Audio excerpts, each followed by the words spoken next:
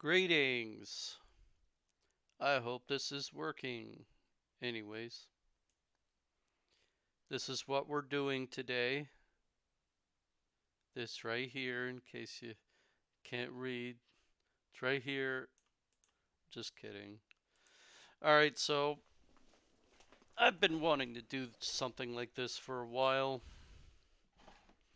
I've come up with a bunch of binaries. Probably I didn't do this perfectly or didn't include them all, but I have a lot to say on the subject anyway. So, first of all, we have to know what this is. What is Freemasonry? What is secularism? Well, a lot of people are like, well, I know what this is. Yeah, but do you really? That's the question. Everybody knows everything until they realize they don't. Maybe I don't know it either. Maybe.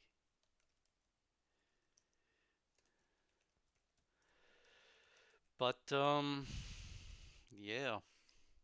No, that's incorrect. This will probably be somewhat incorrect, but there's something weird about the 17s, right? Um, I keep thinking of this character. He was actually a Jewish astronomer, Judah ben Samuel. He was from the 1100s, the 12th century, and he predicted something weird that the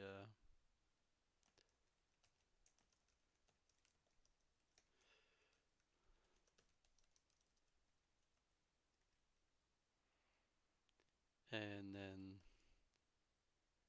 after that, he predicted the Turks would have it for 8 jubilees, 400 years. If you want to know what the jubilee year, check the book of Leviticus. Basically, it's 7 times 7 plus 1. So, anyways, for 400 years, no man's land in 1917, and then retrieved 1967, and messianic end times in 2017. Now, thing about this prophecy, and this I always remember this one because it was pretty much exact. The Ottomans took Jerusalem in 1517, had it for 400 years, and the funny thing is communism was, or the Bolshevik Revolution. I don't know how to spell this, but 1917, and that was Fatima, Our Lady of Fatima. This is why there was a lot of fuss around the year 2017. But Freemasonry seems to have been founded in 1717. Oh, that's interesting, right? So,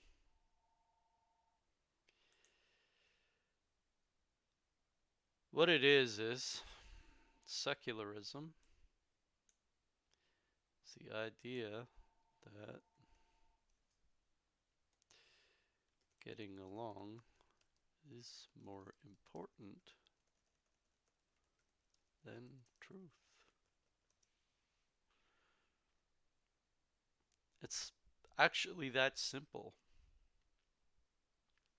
So, I have a series of binaries to discuss, and I will. So, the first one I'd like to discuss, and this is the spiritually important one. The idea The ideal is singular devotion. So, in this one I should make the cure smaller font. I will. I'll make it a 14. Alright. Now, what whoredom does, it leaves people alone to sin. That means that this we can call the ideal of whoredom Jezebel. Even though she actually had a singular devotion to Baal, she was a priestess of Baal, but she had the whoops she had the curse of Eve, right? And people should know this because again, this affects our times quite a bit. Curse of Eve happens when a woman tries to subdue or put under her dominion a man, especially her husband. Now, this is what Jezebel kinda did to King Ahab and what Herodias did to Herod.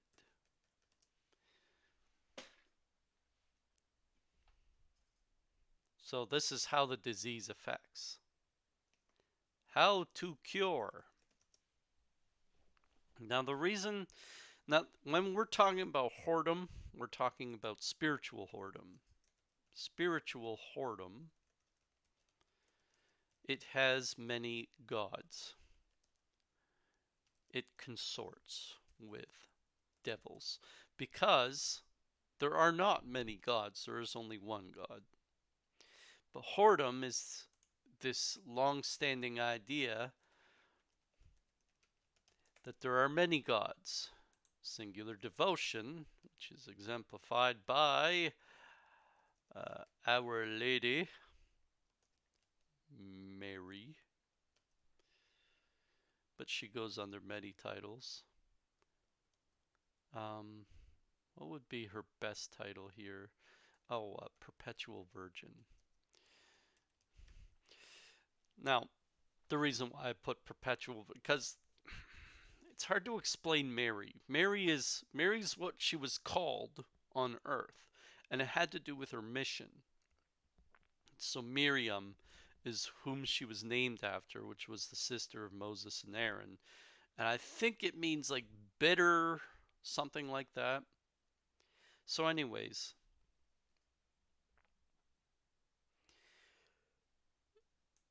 if you went to heaven, they wouldn't be calling her Mary. And this happened in Lourdes, where Saint Bernadette Soubirous was asking her, "Who are you?" And she didn't answer, "I am Mary." She answered, "I am the Immaculate Conception." And that would be somewhat of an appropriate one too, because, and these are two of her dogmas, but this one was declared in the 1850s by Saint Pius IX. Was he a saint? I think he was. Anyways, it's by Pius IX. But whoredom just means that you're an idolater. Idolatry, divination, or self-focused. Now this one is especially important, so it should be bolded and made red. Huh? The whole reason that the devil fell from heaven is because he did not care what God wanted, he cared what he wanted. That's self-focused. I'm going to listen to the false prophet. False prophet's not going to push their agenda. They're going to push you. Oh, well, you're the one that's powerful. But Our Lady, she was never about herself. That's why she's never mentioned. She's not mentioned very often in the Gospels. Barely mentioned in the epistles. But then when you get to Revelation, she's basically the main fighting force in Revelation 12. So, plus we learn from reading Mystical City of God that she is the true city. And whoredom, this is the false city. And we read about the false city in Revelation 11, or even Genesis 11. Babel. Or even Revelation 16 mentions it. And here, oh, and Revelation 17, of course. Of course, that's the main one, the big one. And the true city is Revelation 7, 14, 21. Funny that. Anyways, so how do you cure this? You have to worship a universal God. Not a relative God, a universal God. So, you espouse the idea that God does not want multiple methods of worship, but one. And that idea we can find in John 17. The reason why it's I and them and you and me, all as one. In our times, and this sort of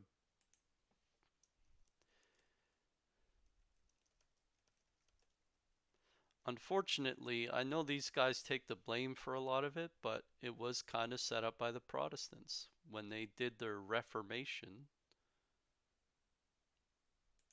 And look up the date. Look up the date of the Reformation. You might be surprised.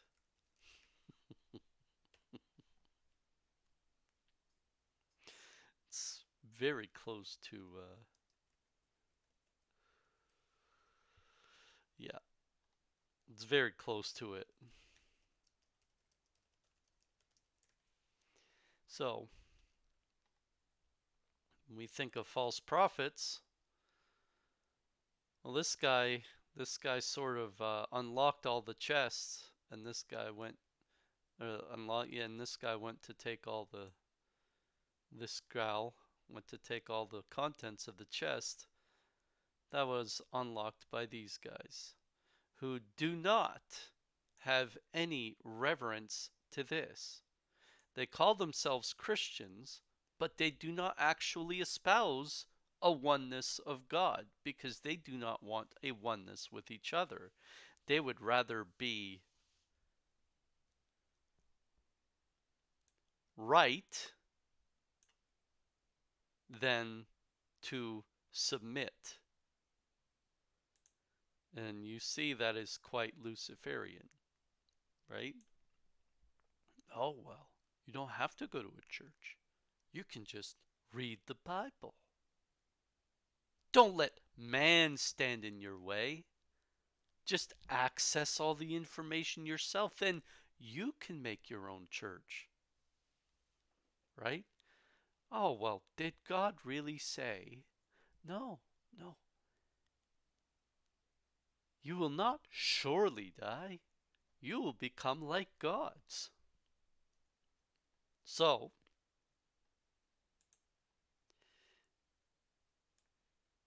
when you have when you love Our Lady and you call her the most beautiful creature in existence, you're countering the whore.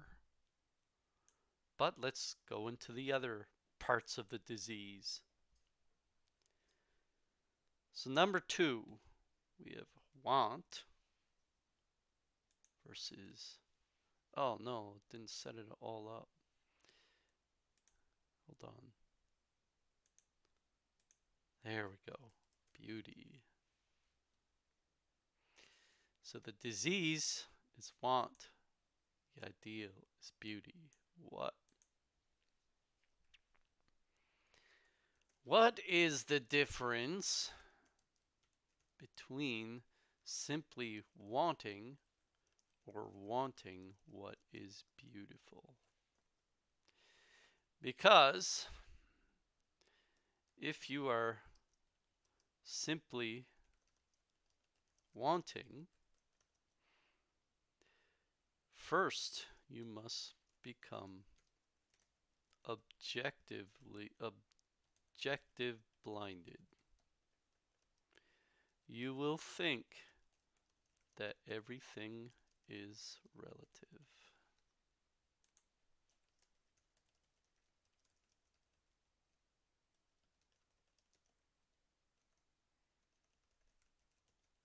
Whoops.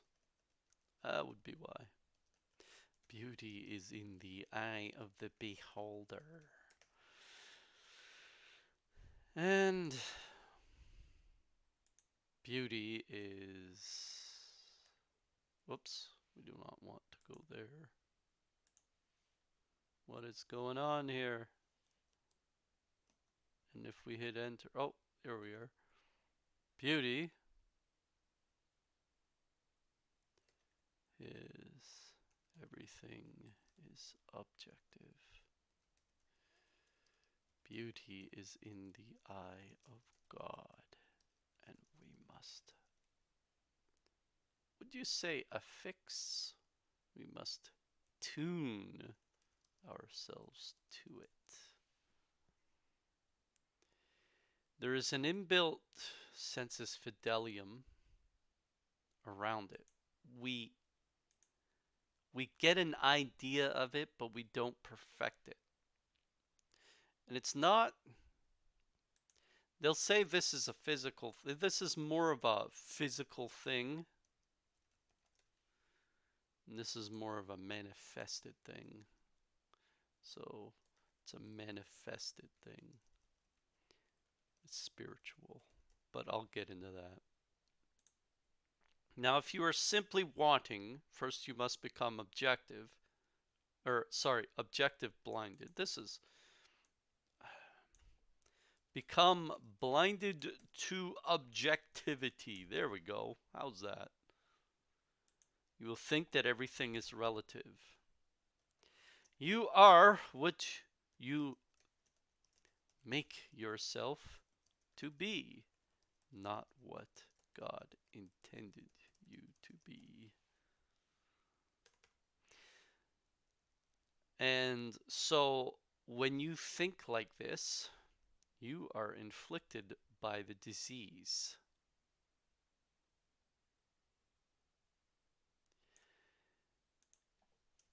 If you acknowledge beauty, you see quickly the ugliness in yourself. And that is the problem that, again, Lucifer had. When Lucifer saw the woman, we'll just call her, he saw the ugliness in himself.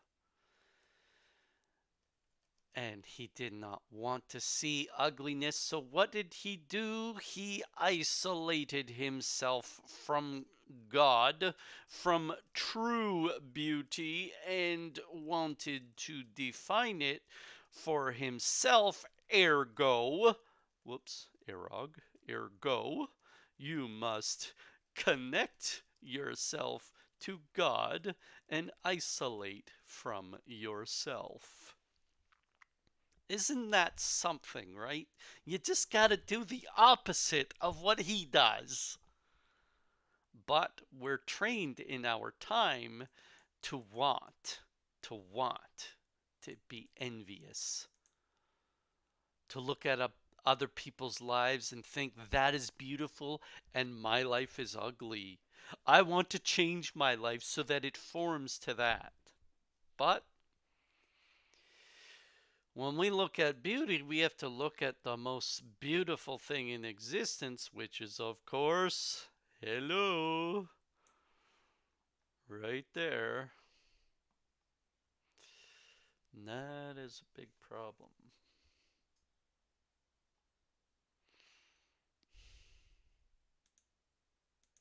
Of course, we have beautiful thing. Um, this happened, I don't think it happened in 1517, but it was pretty close. I never know how to spell this. Yeah. That one always confuses me. Anyways, but yes. Now, what's the third one? Is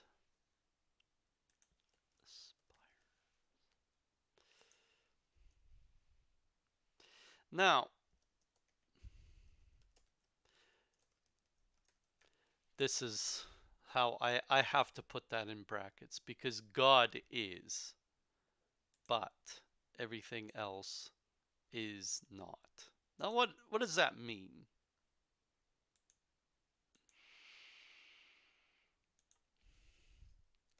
When you are convinced you are, you take away from God's I am.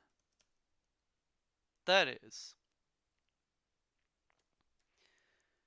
you fragment yourself rather than unifying yourself to Him. You are made in God's image.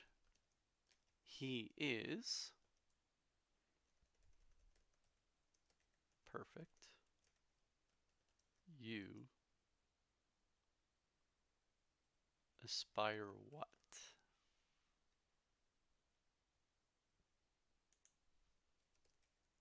To be. This is how languages are built, right? They're built on this verb.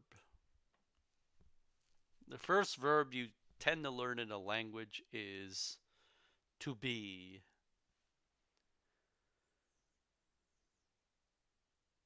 And it's an important verb. It's basically the number one verb, the one we use the most, I guess, or the one we should know the most because it's how we build our you either built your understanding, and this is a real problem, right?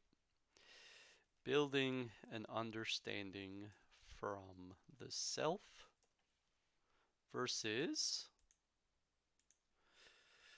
building an understanding from the top. So this is bottom up reasoning, and this is top down reasoning.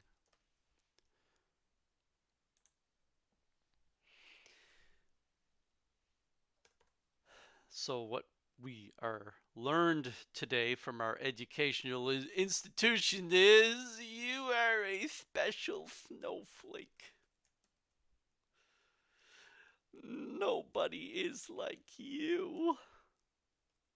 And so what happens is you build this attitude of complacency. I don't need to change. The world needs to adjust itself to me. However, when we look at, we study the Christ and Mary. Christ is the new Adam. Mary is the new Eve. Woman, Eve. I don't like calling her the new Eve because Eve was the name given to her after she had fallen. So I tend to want to be careful with that. So the aspiration for all creatures is Mary. The aspiration for your spiritual life, aspiration for all creatures is Mary, because she has a perfect devotion. And aspiration, so she is exemplar, he is object. That's key, right? Men might think, oh well, all men have to become Christ and all women have to become woman. That's not necessarily true, because Christ is God. Now, man, because he has to have dominion over his own domain. And this is the funny thing, right? Male is the image of the Father, the Spirit, and the domination, the dominion. Female is the image of the Mother, the flesh, the ark, the box. The box in which man puts his seed in and it grows into a child. So the dominion, when a female is dominating, she is doing a male thing. Now, here's a funny thing.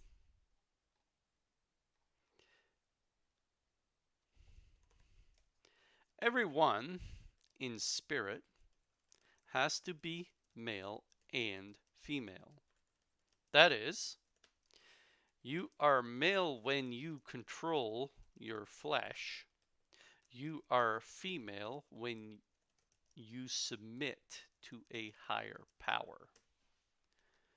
Some people want to control everything, so they want to become more and more male. Some people want to submit to something and they become female. When we want to have perfect devotion, well, it is done by a woman, because she exemplifies the devotion, the submission. So when you are built as a male, you need to construct the image of the Father in you, the Spirit. You have to become spiritual, and you have to learn how to have dominion. You have to learn to create a domain and to lord over it with all of the correct virtues. But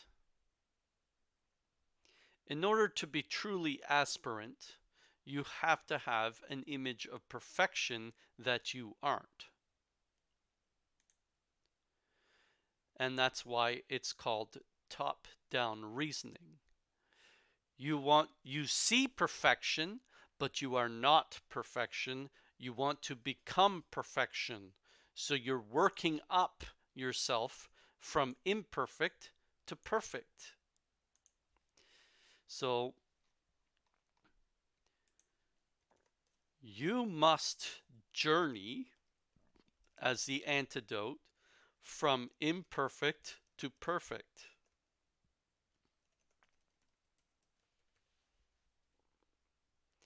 And if you do not have this journey, you will not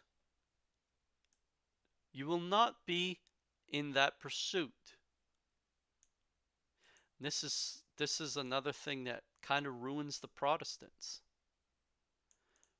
And this is why you don't really find saints among the Protestants, because they teach people that when you quote unquote accept Christ in your heart, you're saved, and that's it. And some of them will take this a lot further. They'll extract that position quite a bit. So they'll say, "Well, do you have a personal testimony?" kind of thing. So, but they've eliminated this process. They've already accepted themselves as perfect. Oh, don't worry. Christ died for the remission of our sins. We're all now perfect. That's the attitude. They'll say, "Well, no, that's not how it works," but it is. Because I'm sifting the attitude from the process. Rather, I'm processing the attitude, and they're making words, but it's not processing. What's your journey as a Protestant? What's your journey as a Catholic? Your journey as a Catholic is very clear. Perfect your virtues, which means if you do not if you are not virtuous in terms of chastity, for example, you have to work towards perfecting it rather than finding a woman to be impure with for the rest of your life, which is how marriage becomes defected, because it turns into a practice of non-virtue or vice rather than a practice of virtue. So what happens is Protestant marriages become partially defected because of this. And it's important because when you have these understandings, they reconstruct your understanding of all words, such as marriage. So we talk about the marriage feast in the gospel. You can only understand the marriage feast if you understand what a marriage is. If you are espousing a defective version of marriage, you won't understand the feast. You are corrupted. Corruption means you aren't seeing it straight. There's something broken in you. So, next one. And I'm going to get into the real meat. The science. They've hijacked that word. And this is versus what's the ideal? Spirituality.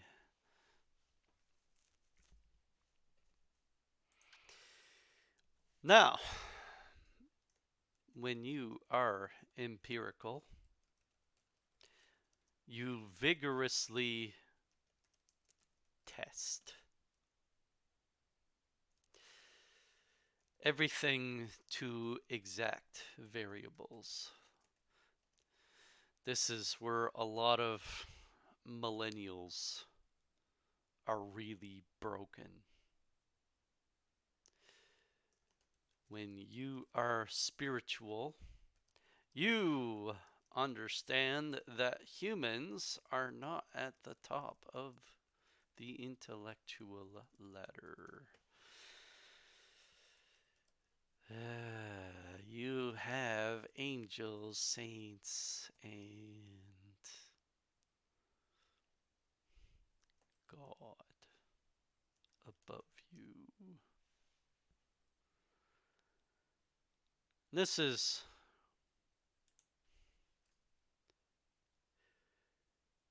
so you try to test the existence. Yeah, I knew I spelled that wrong. You get to see how bad I am at spelling.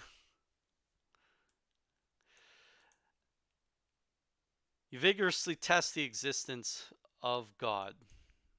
This doesn't. We all know that Jesus said in Matthew 4 and Luke 4, I believe, the trial chapters, that you cannot put You cannot put the Lord, or sorry, it's you shalt. Let's go all medieval on this. Thou shalt not put thine God to the test. Oh, the Lord thy God to the test.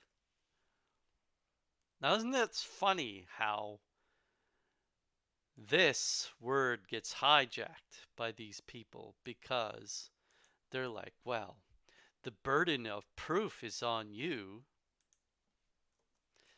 The burden of proof is on religion.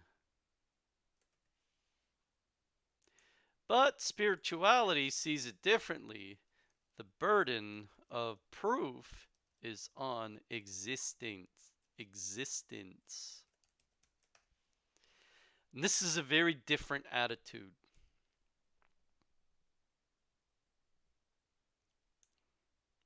Now, we call this true faith, and this would be a false faith. This is a false faith because you don't actually have to have faith in anything. Because this requires belief. Gospel of John. And this is like the famous chapter and verse. He expresses in the Gospel of John to believe in him. And this is how you become the children of God. Now, John 10. I think it was 10. 10 or 8. I'm pretty sure it was 10.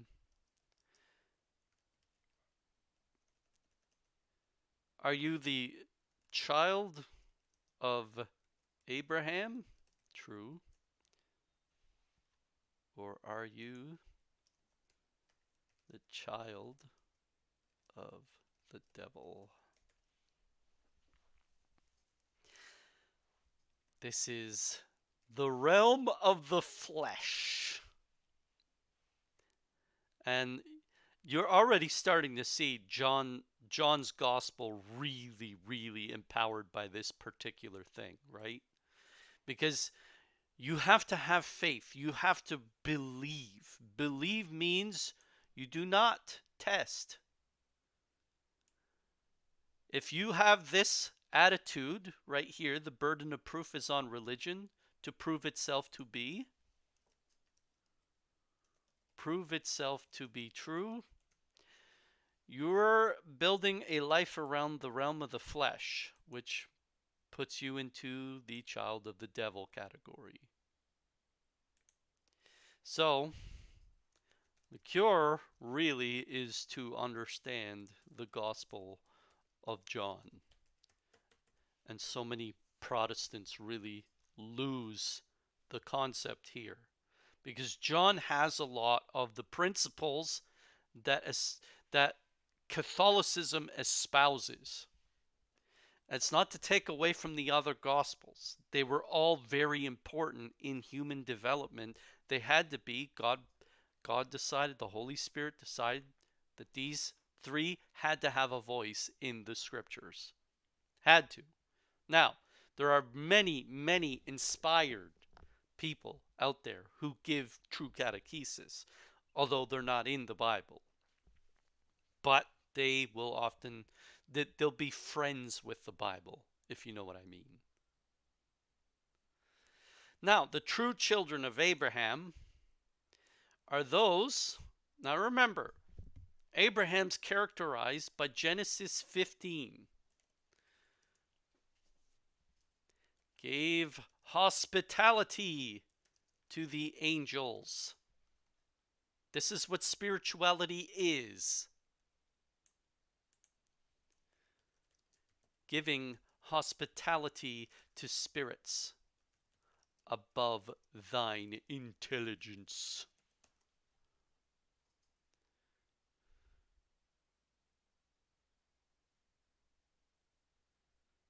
And this one is hostility towards the unknown. Wanting to subdue it to your own understanding, which is the sin of Sodom.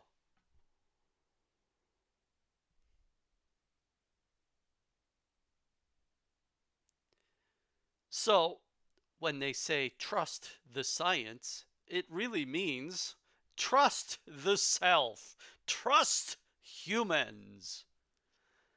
When you're taken away by this phrase, you are lost.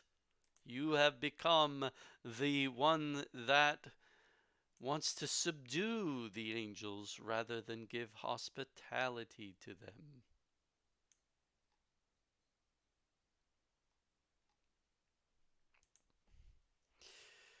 To contemplate mysteries rather than to dumb down mysteries to your own broken understanding. I say broken, but corrupted is a beautiful word. So, that's that. Next. Go through a next binary. Oh, this one. Psychology, monism versus the soul, which is they call it duality, but that's them that calls it. Love the Lord thy God with all of your strength, with all of your mind, your will, your mind, your soul. Monism. It's all just flesh. We're all just machines. We have id, ego, superego.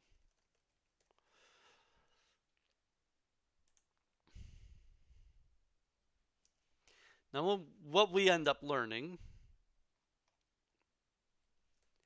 when you are ruled by psychology,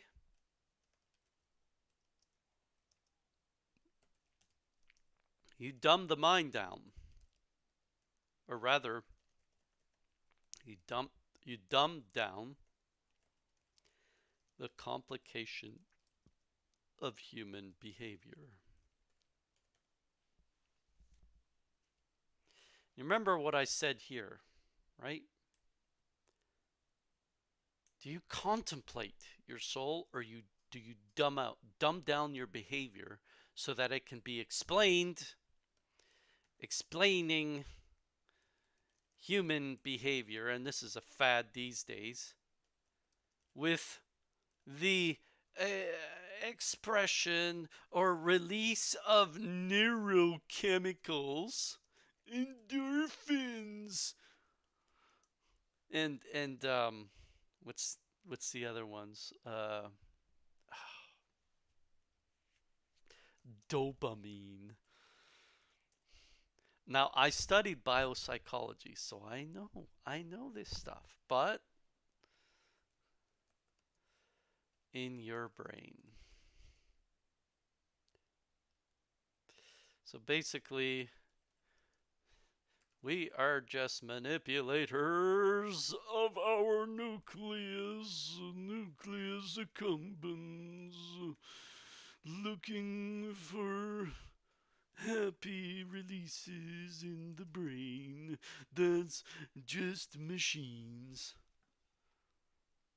Are you really just a machine? Now, when you start to acknowledge the soul, what happens is your complexity returns. You begin to realize that devils are tempting you, and that angels can give you signals. Although all of this lives in the realm of mystery. So we go back up here.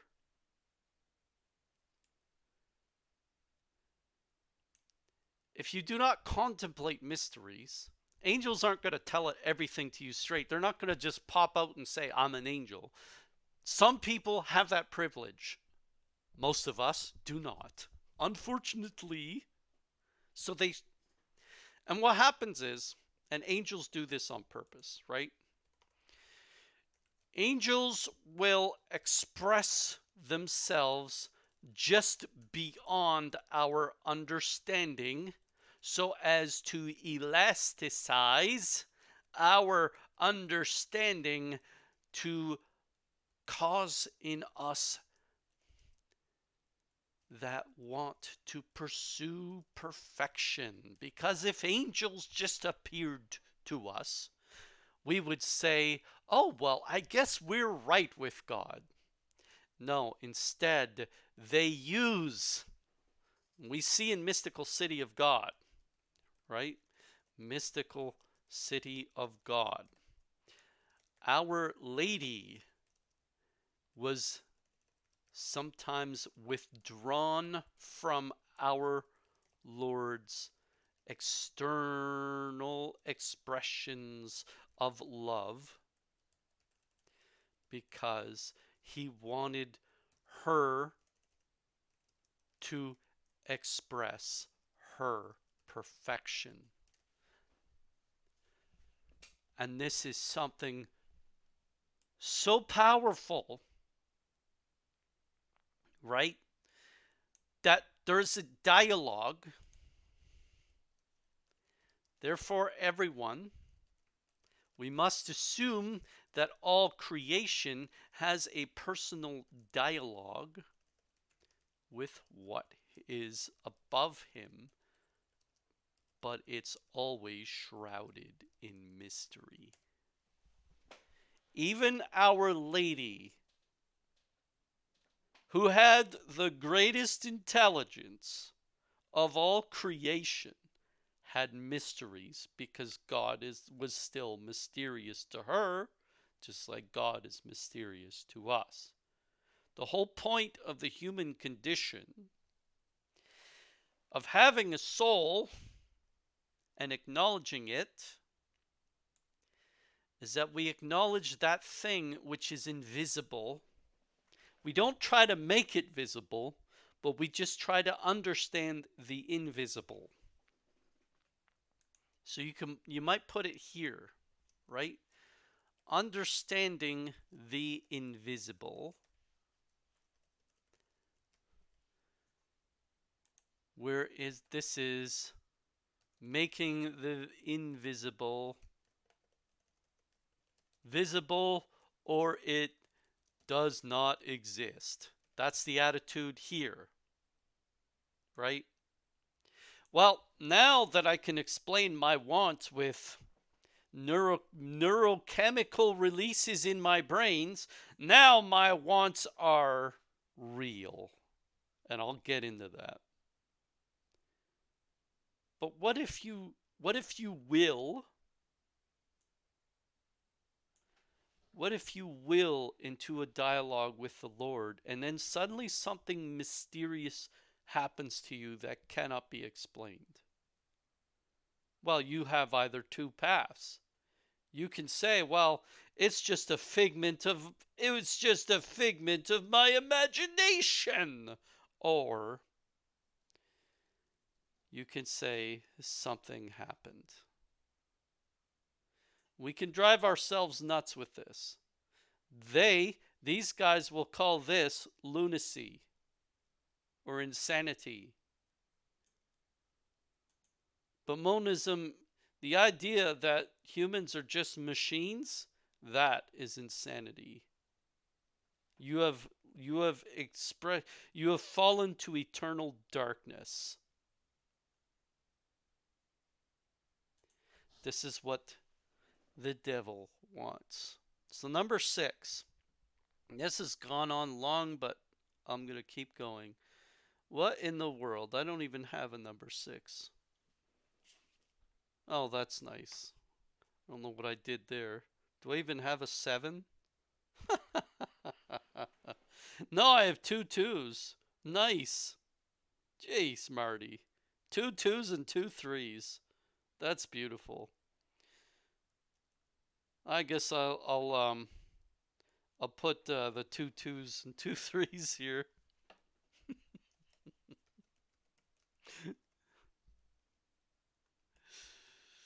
Oh, that's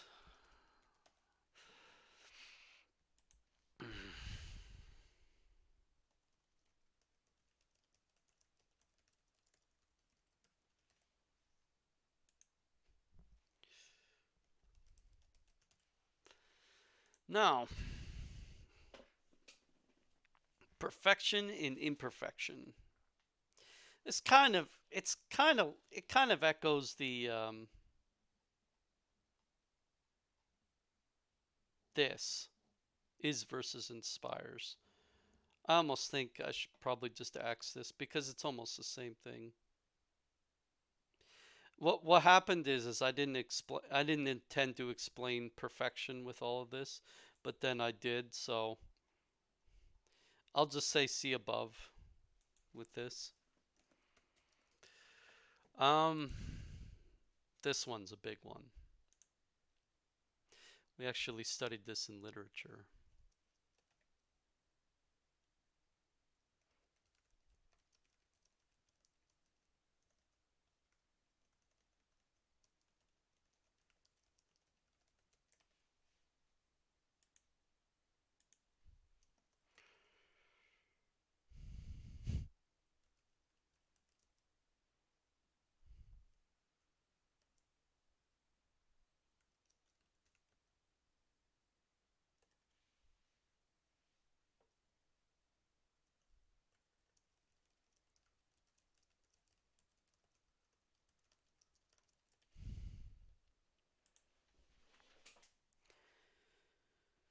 Realism, people call themselves realists, and people often they often call themselves realists, and this is like a firstborn mentality, and they'll um, they'll also use this term as a disguise for pessimism. Now, it's not to say that romanticism is optimism. This should not be confused one for the other.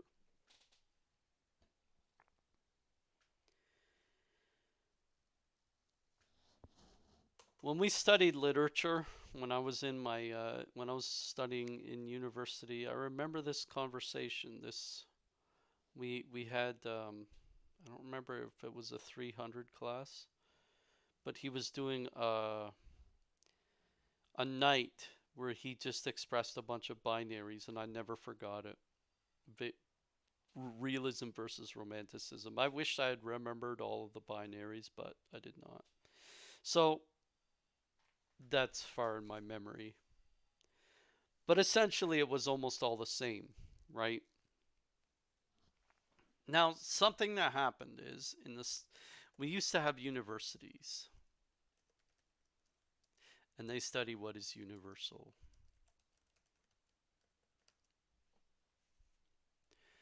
But realism defines universal to mean in the empirical realm. This is the undoing of many philosophers.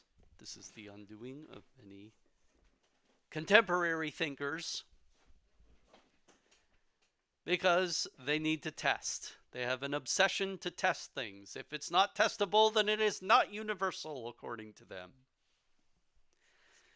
which, of course, we learned above that you cannot test.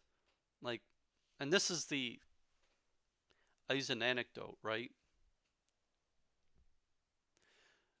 A dog may assume that he is smarter than a human because a dog controls and has dominions over humans, right? They often do.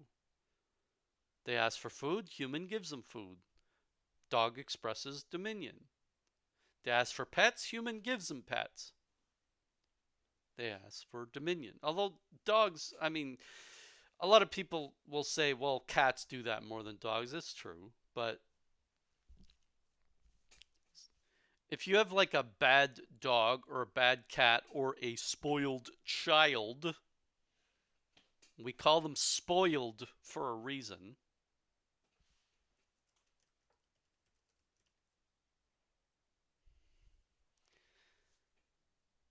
It means that they get what they want a lot in life.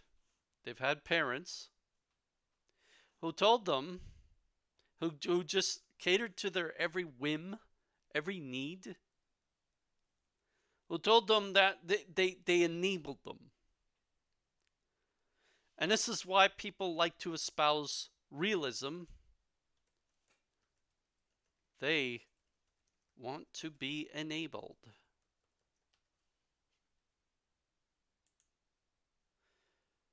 Whereas people who espouse romanticism, they don't want to be disabled, but they seek balance. What's the that's an odd thing, right? Balance. They're not optimists. They balance optimism and pessimism to bring, because romantics are artists.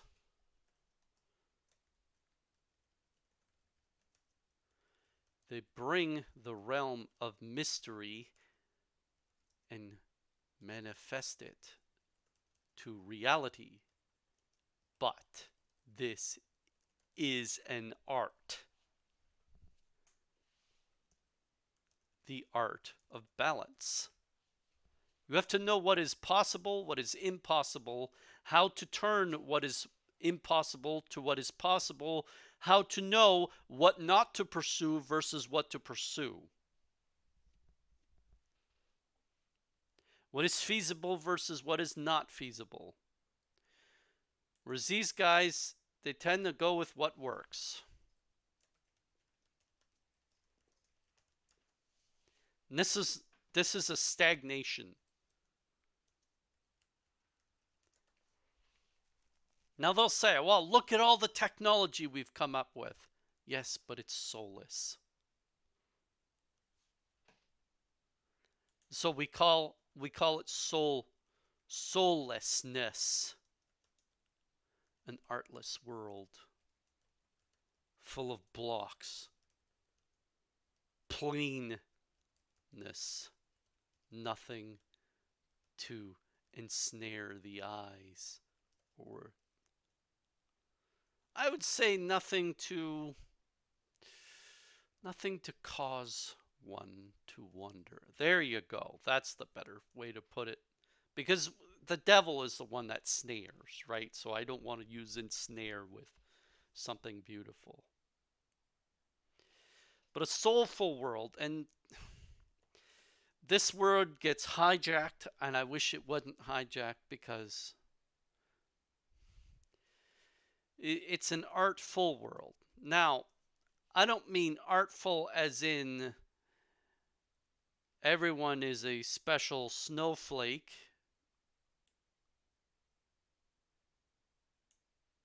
I mean artful as in aspires. Right? And this is a lot of the foundation of what secular world is. Secular world wants to turn everything into blocks. It wants to define beauty differently by saying, oh, it's not Art Deco or Gothic, which made these beautiful buildings. No, it's functionality. built on pure functionality. Everything has to just function like a big machine. Like a big machine. Soulful, it's artful. It expresses celestial ideas. That is, spiritual things. We think of the cathedrals, right? They build gargoyles on the outside of cathedrals. Well, some might say, well, gargoyles are ugly. Yes, but if you have what the gargoyles represent are the demons escaping from the presence of God, because the presence of God is in the cathedral, but the gargoyles are trying to escape. Then you have the angels holding the swords and whatnot on the outside. When you look at those things, are angels really just men with wings? No. This is how we express them. We give them the shape of men because they express an image. Right? We're built in the image of God. We have 2 arms, 2 legs. And they're given the extra wings to express their spirituality. It expresses a sophistication of their being. Is it really how they are? No, we can't put how they are because we're in a lower realm of existence. But what we can do is use an artful way to express a thought and an idea into the mind of another, because they are able to contemplate mystery. So art is the idea that you have to take a mystery, contemplate it, put it in your mind, and then re-express it to reality in a way that people are like, ooh, that's wonderful. I've never seen anything like this before. And it unlocks new thoughts. And that's the whole point of Romanticism, to unlock the human at his best. And this stagnation to lock human at his worst.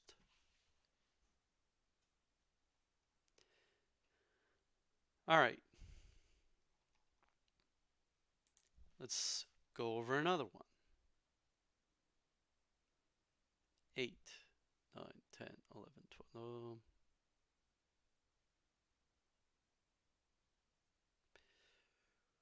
I don't have these in order, unfortunately. I just wrote them down and I put numbers beside them, but then I clumsily put 2 2s and 2 3s. Isn't that wonderful? So that'll operate as 6 and 7, 8, 9, 10, 11, and 12. Yeah, there's 5 of them left. All right, so 8 is equality versus hierarchy.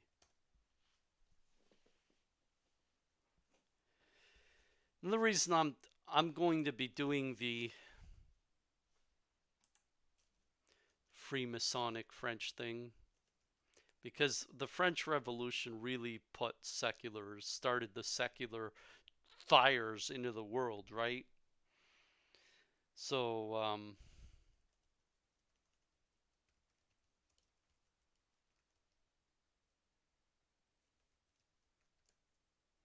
those are supposed to have a accent aigu at the end, but I don't have I'm not going to figure out those alt codes. And,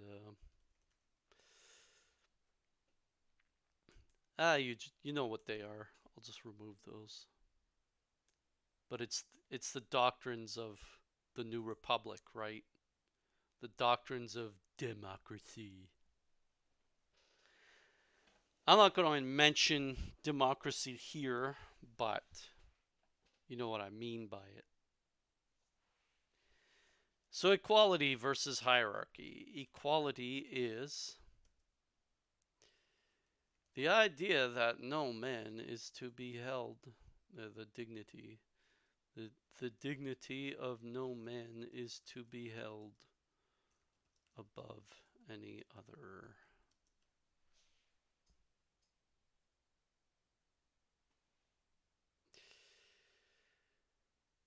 Here's the problem with this.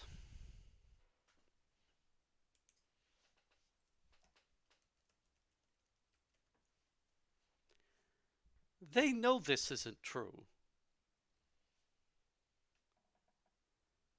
Like all of these next three,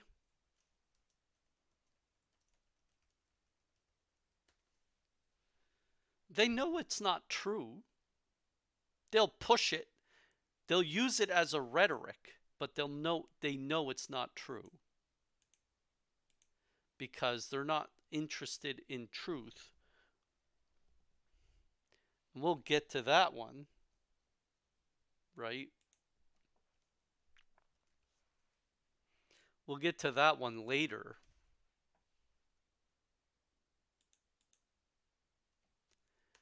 Because when one is rich, they're never going to be treated with the same dignity as when one is poor.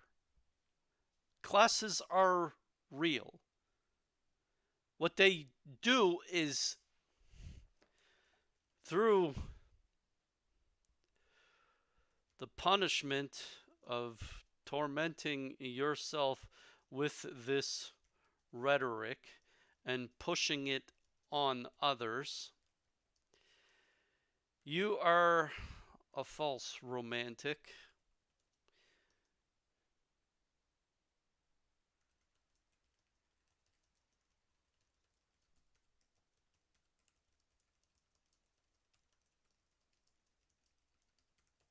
And this is the truth.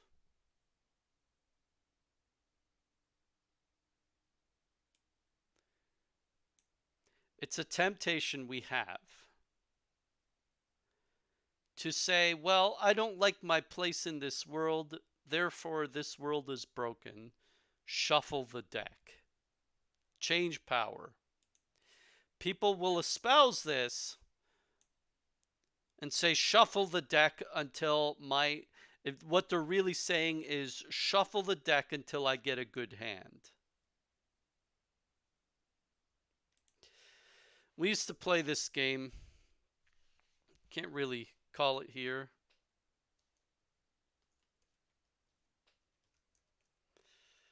Card game. It was fun. But you had the president, the VP, the worker. And we would make, like, if you played 6 or 7 or 10 people, we've had really big games of this before, like 9 people, or you play like with 1.5 or even 2 decks. What happens is the bottom one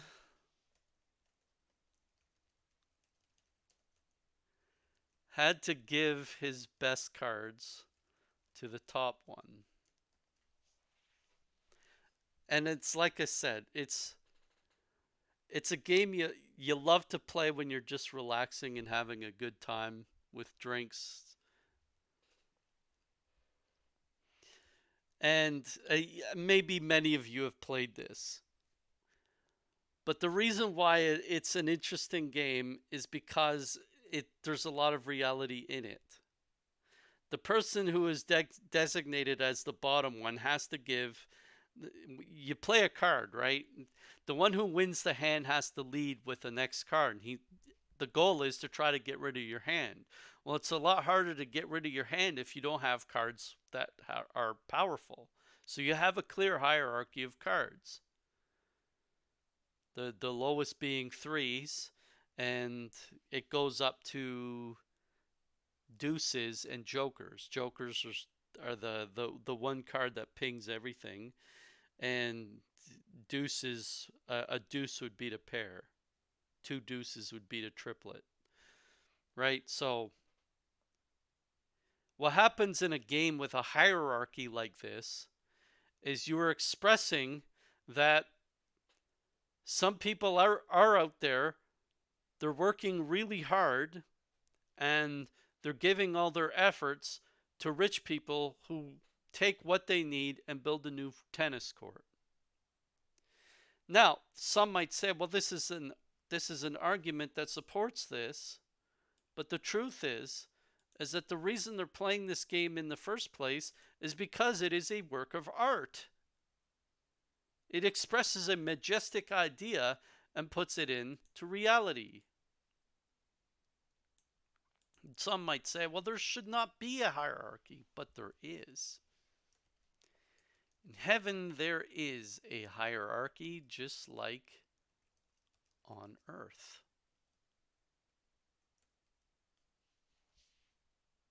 So if you want to create, if you want to bring heaven to earth, you have to think like this.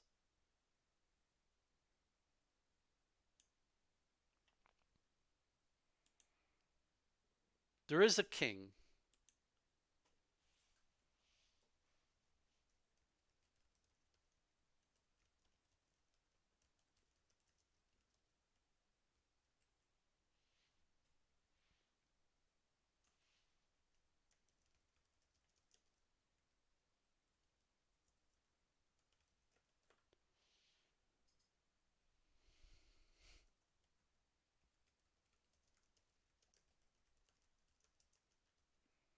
This is how we know that there's a hierarchy. Seated at the right hand of God. When somebody sits at your right hand, that's your second in command.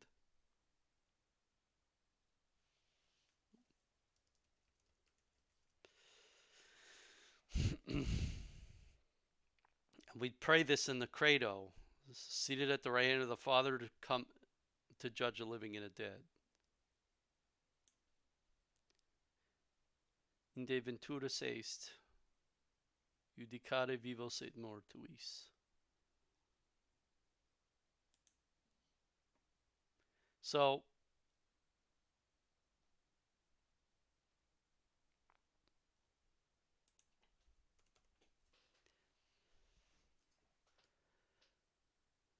the cure is to recognize superiors, to treat them as superiors, to accept their charity, and to give charity to those whom rank below you. Faith, hope, charity, concepts restored. You have faith in those ranked above you, hope in those ranked beside you, charity in those ranked beneath you.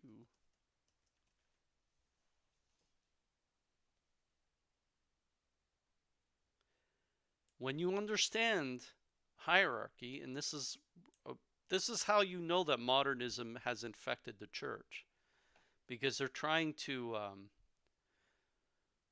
kill the concept of the superiorness of priests, and it's a big problem in our time, because if you're on Twitter, you'll start to see many priests, even bishops, they'll talk, and what comes out of their mouth is utterly stupid. You know that you're smarter than they are. But the problem is because they rank above you, you can't really talk against them, right? But that's the truth. You can't talk against your superiors on earth. But you have to recognize it. It is a sin not to recognize it. You must recognize it. Even if it's not shuffled correctly, even if you don't get the right hand. You must recognize it. The truth about this game is that if you're a smart player, you'll play your hand correctly and you'll rise up the ranks. So the smarter players will end up being president more often. They'll say, oh, well, they're just the lucky ones. Yeah, sometimes what happens is luck tends to play out in this game a lot more than people would probably like. But if you're playing against inferior minds don't know how to play their hands. However, what you learn in time is everybody will play their hands the same. They'll end up just doing one thing or the other. So it's a game that runs out of cachet when everybody knows how to play it. So, but it teaches you how to play it. When you acknowledge hierarchy, now what you get is that your most intelligent people, ideal hierarchy, most wisest rise to the top and are held in great esteem. Fools sink to the bottom and are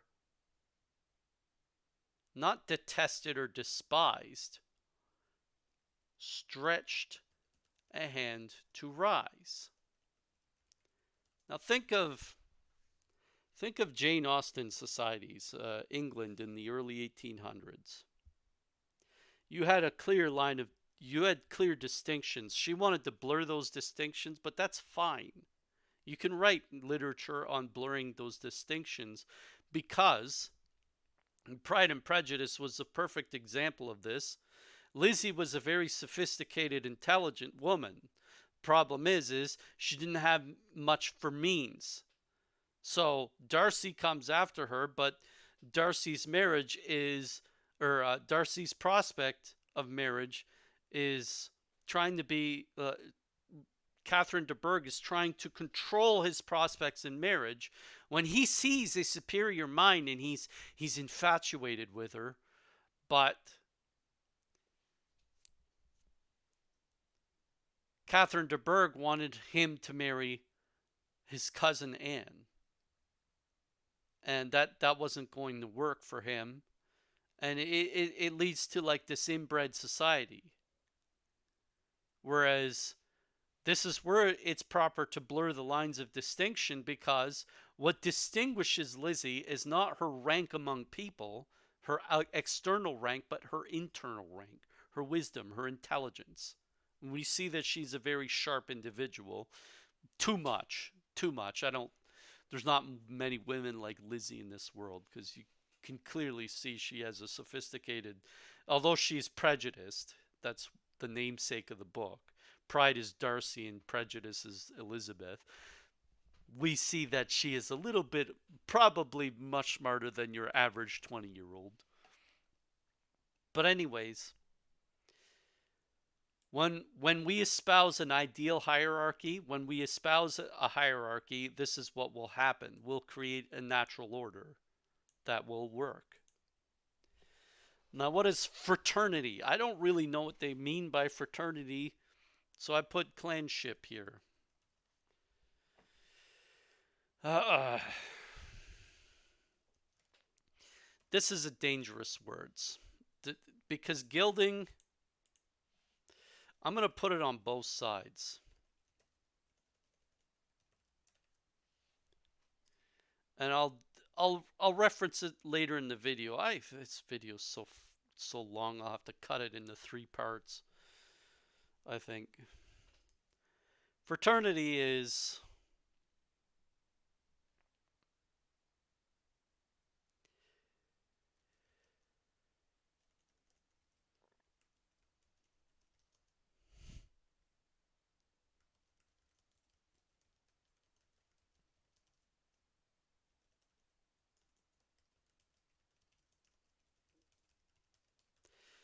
who are your brothers? Well, if you're a deviant,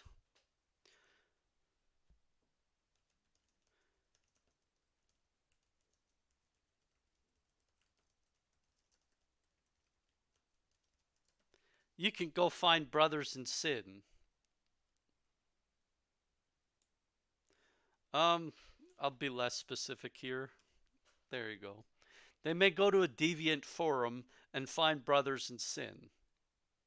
Clanship is a true mission.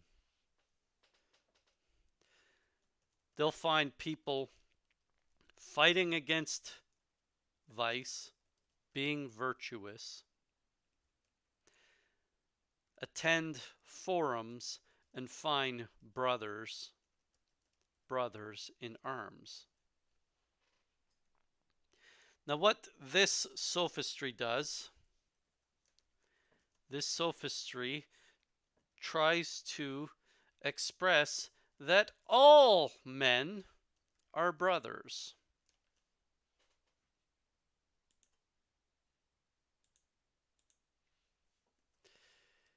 This true ideal expresses that we are only brothers indeed.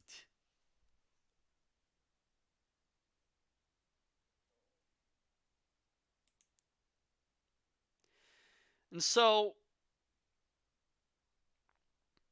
there is a fraternity. If you go to a deviant forum, there is a quote unquote fraternity there, but it's all corrupting. The only reason you want to build fraternity is to help fulfill a mission. So you have to find people that have the same struggles you do, but help you in your struggles and you help them in their struggles. So these ones will, in truth, will find other Catholics, brothers in arms. They'll pray for each other. Catholics are the universal church, right? And this one, they just simply, um, these ones, they'll go to find people who like the same sexual fetishes they do, and then talk to a bunch of them, and they'll all be broken, and they'll all perpetuate their brokenness. So, what do I have? Liberty versus original sin.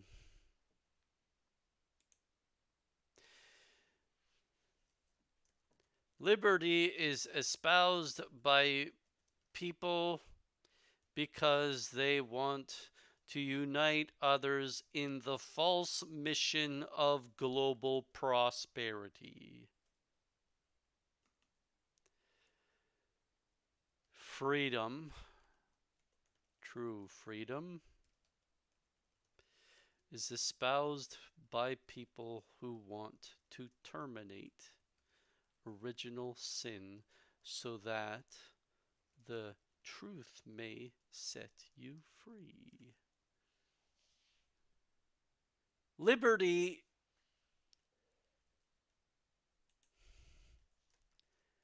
does not consider men to be under the yoke of the sin of Adam and Eve.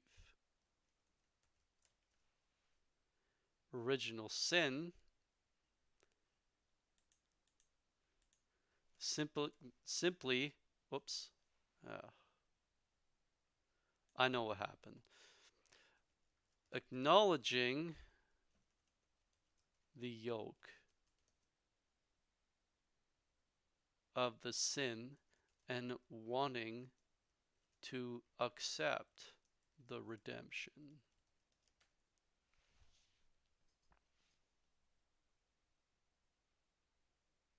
So this is another sophistry. It redefines, and this is why it's useful to say, well, we have to now divide the terms liberty and freedom. Global prosperity is a false mission because as long as you have vice,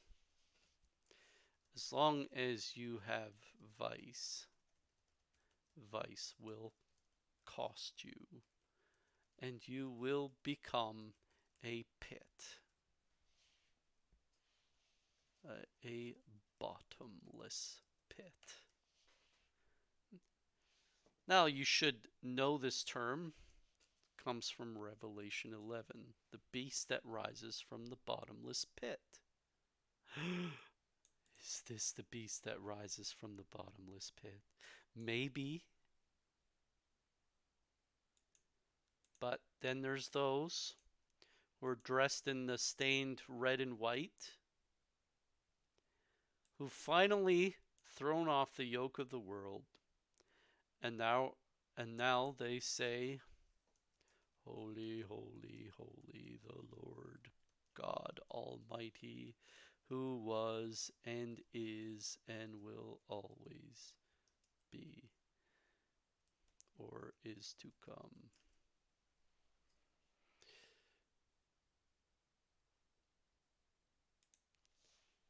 And some might say, well, that's slavery to do this the whole time. Actually, it's not slavery.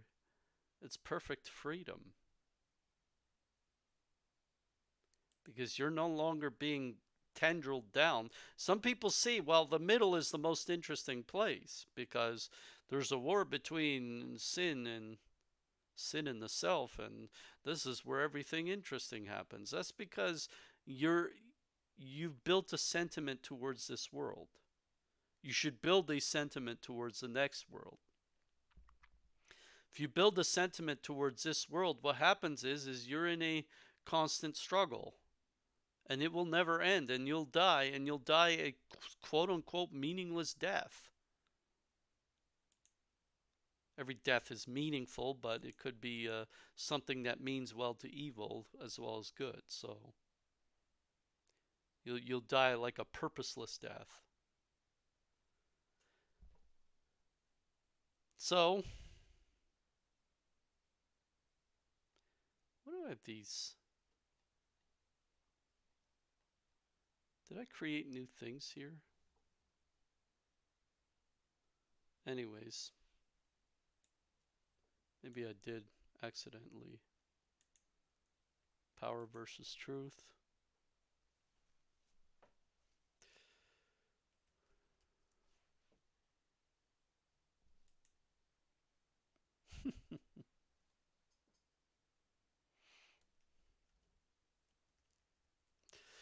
I'm going to put that one last for a specific reason. I can delete these ones. So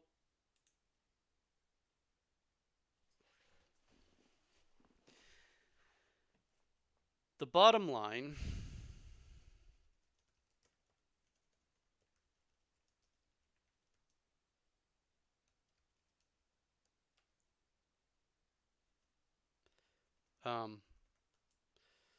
this is hard to express.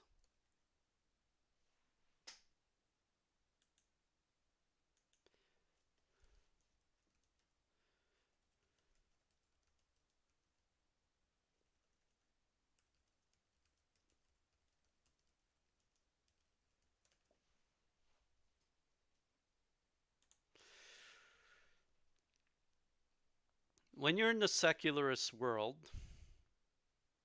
it's okay to lie or to engage in sophistry, which we have here. It's okay to engage in sophistry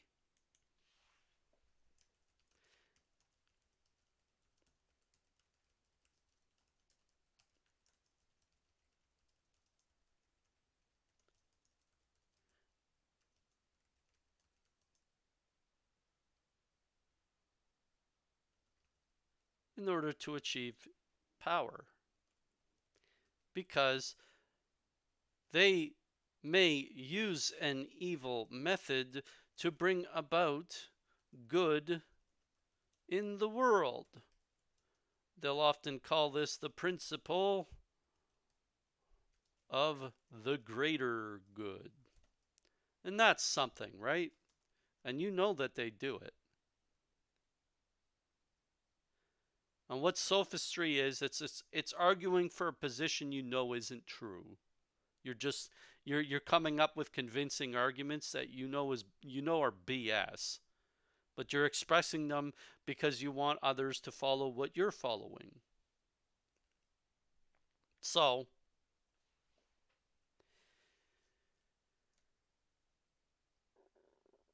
when one meditates on what is true, they'll often be faced with painful, suffering, difficult decisions that they'll bear, i.e., carrying the cross,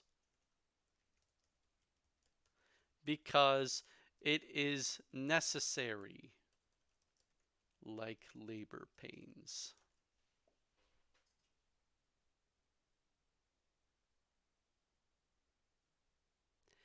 Pain,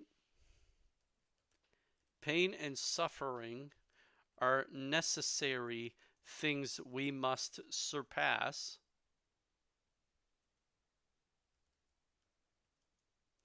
to bring about glory. This is simply in the human condition, which is Genesis 3. You remember the punishments? Punishments. God, God just flat out told Adam and Eve, Adam, you're going to be toiling in the field. Eve, you're going to be bearing labor pains. Right? We know that this is true. But power, they, in the relentless pursuit of making things easier, built the technological world we live in.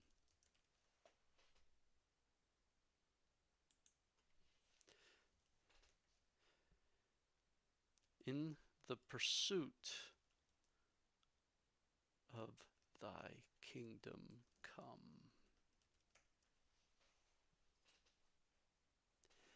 What is thy kingdom come? Now you remember,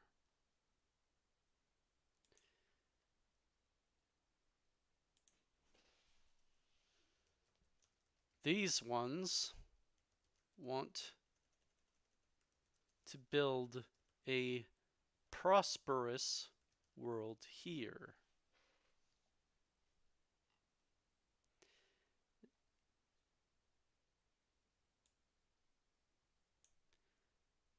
Right? You see it. They're in the false mission of global prosperity. Secularists think that we can be prosperous, so they'll create this mission where we, as humans, and this is what I really should have put up here, right?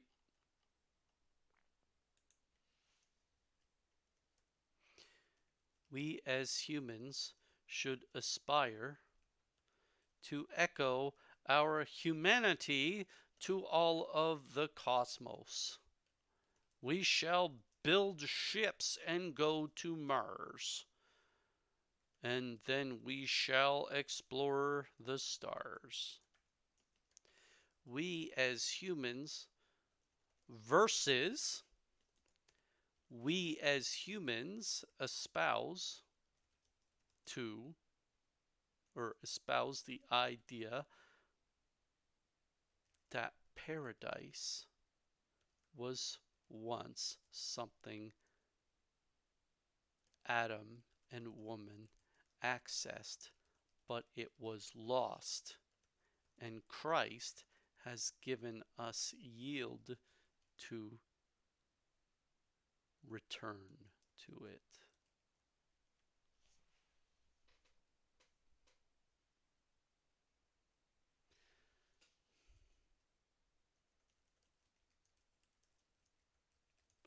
This is better, given us the way to return to it. Yield, I say yield because there's a caution to it. You can't just go there. You have to do penance. You have to pay the price.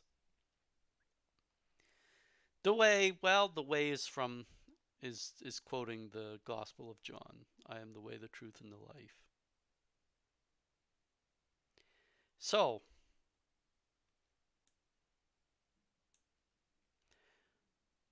we have to express or accept a painful existence. This is the yield. The way is open, but we're going to have to carry a cross to get there. Whereas in the world of power, no, this is must reject the cross.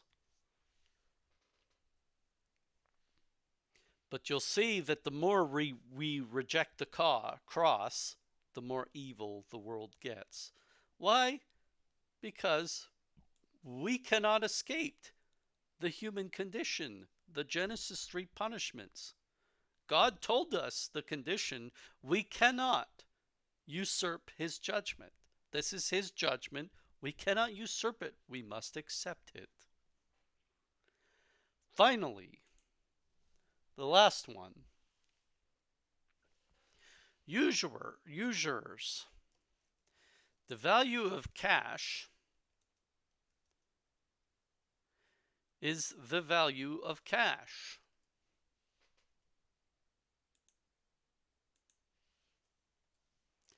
The value of something is in the meaning of its pursuit, or the meaning built into its pursuit.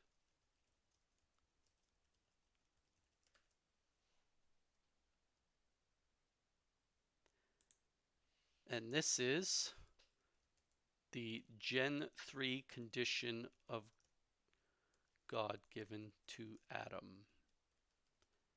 You shall toil in the fields.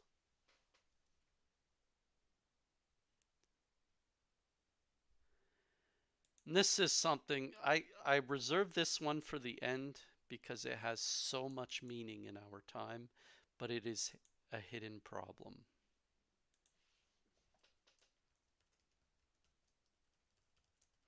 Now, most of these things came up in the early 1800s and in the late 1700s. That's because the false prophet was preaching. Satan was given leave through this false prophet to express itself to the world and take over humanity. So we often call modernism the synthesis of all heresies. That's the Father Chad Ripperger often quotes that. But usurers,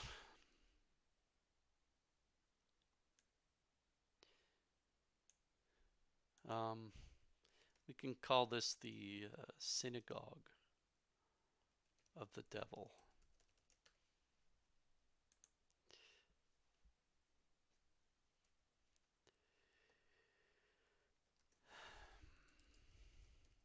This was studied in the 1800s. The idea that a central bank can look upon an idea, throw cash at it, grow it,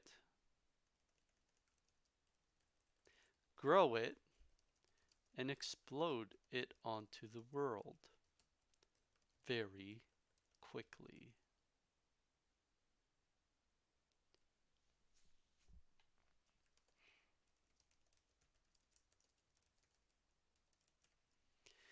Now, the problem is this gets corrupted fast.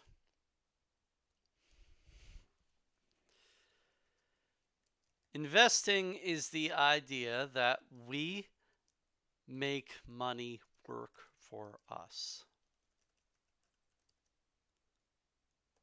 which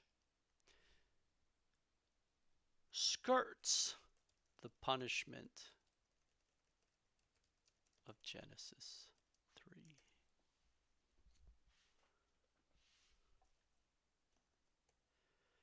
Creates usury, the idea that value is formed out of humans simply valuing it. And therefore, you can turn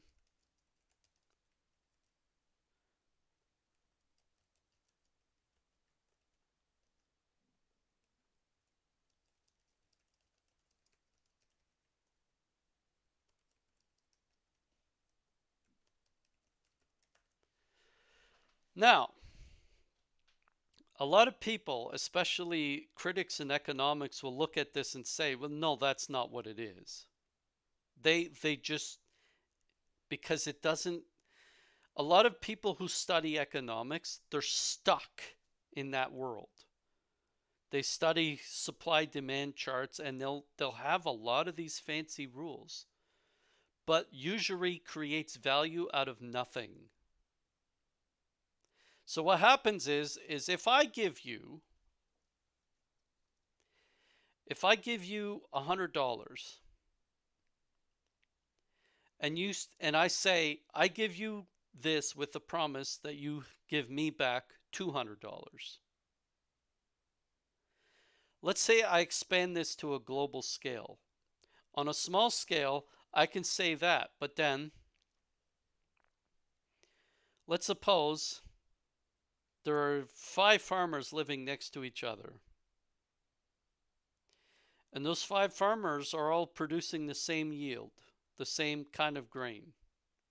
One farmer goes to me and says, I would like $100. So I give him $100 with the promise he gives me $200 back. The next farmer comes to me and says, well, because the guy beside me got $100 with the promise he'll give back $200, I will borrow $100, or I'll borrow $200 with the promise I'll pay you back $400. The third farmer comes up, well, I'll borrow $300 with a promise to pay back $600. What's going on there? You quickly see the problem that economists do not see whatsoever. That as soon as you start to create promises, value in a promise versus value in an object, promises will start to get broken because they are impossible to keep.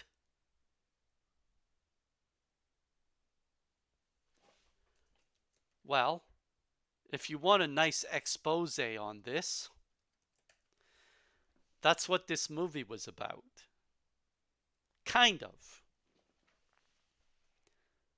What happened in the housing crisis, and I'll explain it a little bit here. Won't do it justice, but I'll explain it a little bit. Is that banks started to sell their mortgages because they were selling what?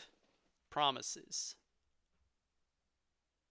They were selling mortgages to investment companies so that people paying off their mortgages would pay the investment company instead.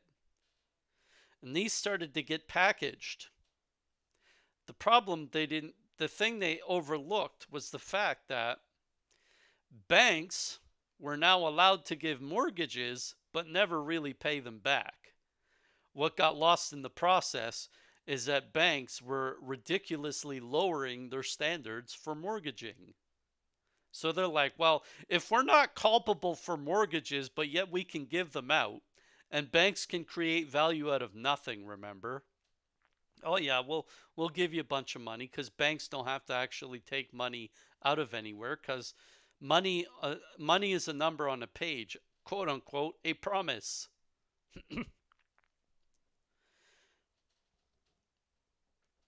So usury is a society of promises due to be broken, and now it is infected so much, and I'll finish this just a second.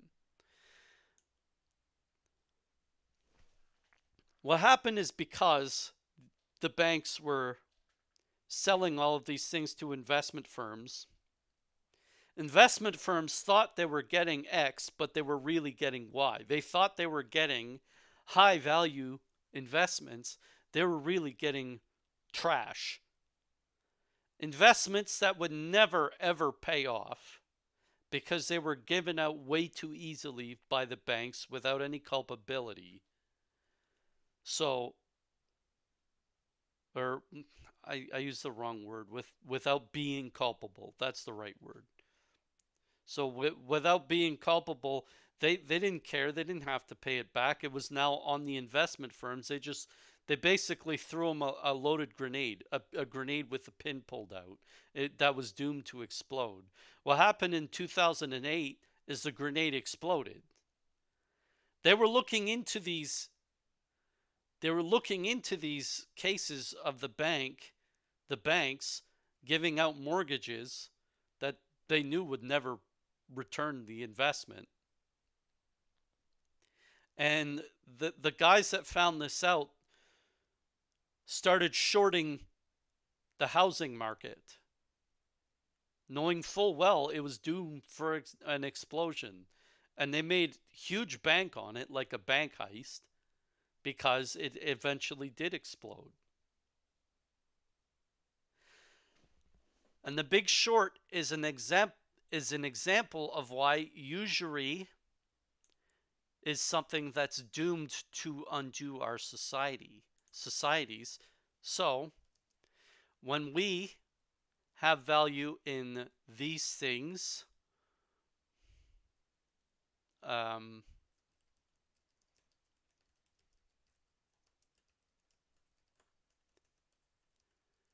they are all laced with promises.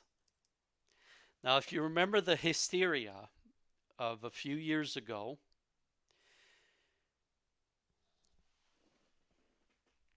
we know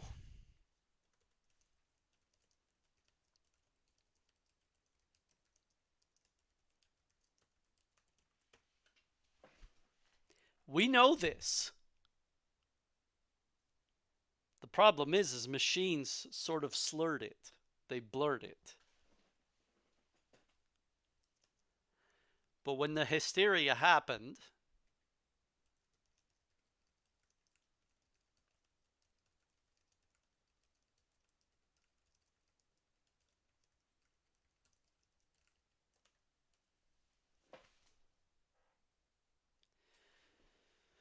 so this is a world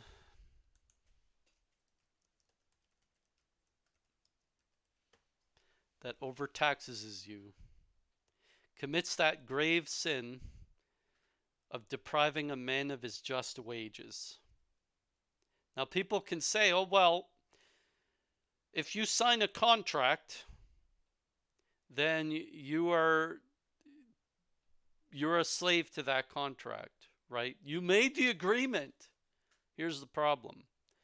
And here's where the socialists are really dinging the capitalists, because people realize this early. The problem is everything else that's laced with socialism is sin, right? You're going up this chart.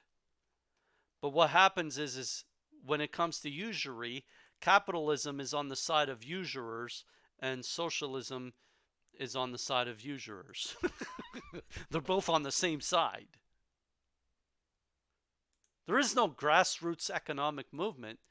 The only way you can do this is if you cut yourself off from these currencies. How do you do that when the government already has dominion? They tax you out of everything you earn. Therefore, in order to take taxes, you have to use these currencies. So you're trapped. In order to truly break away from the yoke of Freemasonry,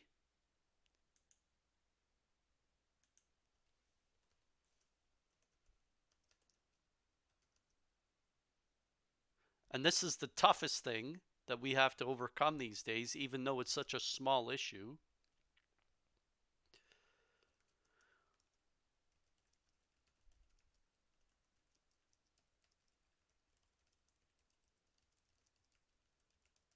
Now, some might say, can we restore the value of a federal currency? Not as long as those who hold it are of different religions than you. You see, because of the Freemasonic false fraternity of people seeking global providence or global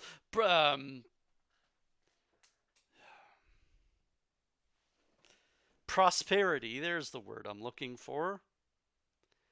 You have diminished this thing that is integral to our human nature. Now, when we are in a degenerate society, the reason we've degenerated is because we're not doing this anymore. If you are not carrying your cross, you are in a state of degeneracy. Sin will eventually take you from all sides and at all angles. Because it's through the sweat of your brow only that you can combat evil. They say fasting, prayer, penance is the counter, because the sword, famine, and pestilence is a punishment due for man only to be mitigated by penance, fasting, and prayer.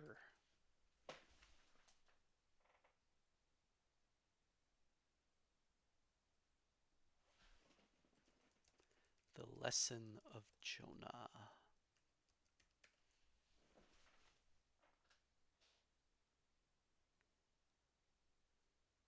And so, can we, as Catholics, engage in these societies? Yes, but our children are doomed to fall. The more we can isolate ourselves into communities where we now control the currency through what?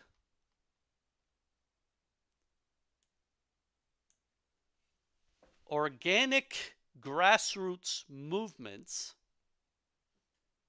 creating little holes or little sanctuaries where we don't engage in the concept of taxes, then we can create Catholic societies again. But this is impossible as long as the usurers have access to your currency.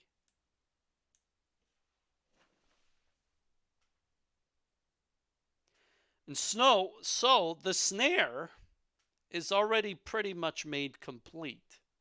They've undone every monarchy. The usurers have undone every monarchy since the 1700s. That was the idea.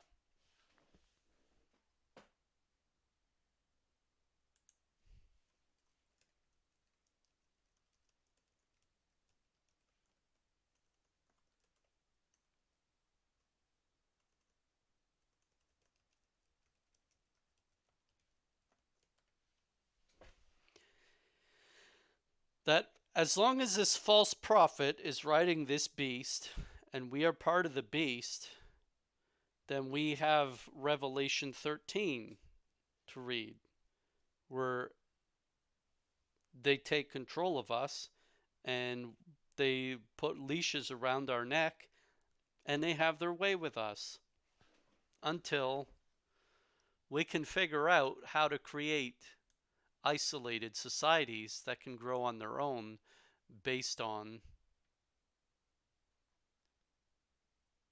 this. Because the thing about this prophet, what makes her so rhetorical, is the promises. Prophets always promise something, but they never intend to keep it. Or rather, it's a false promise. False prophet tells a false future. True prophets tell a true future. As long as we reject Genesis 3, the punishments therein, as long as women stop giving birth to children, or rather cheat their births, as long as men stop working, we are living in degenerate societies, which, because we are sickened, this is going to be our cure. Unless we do more of this.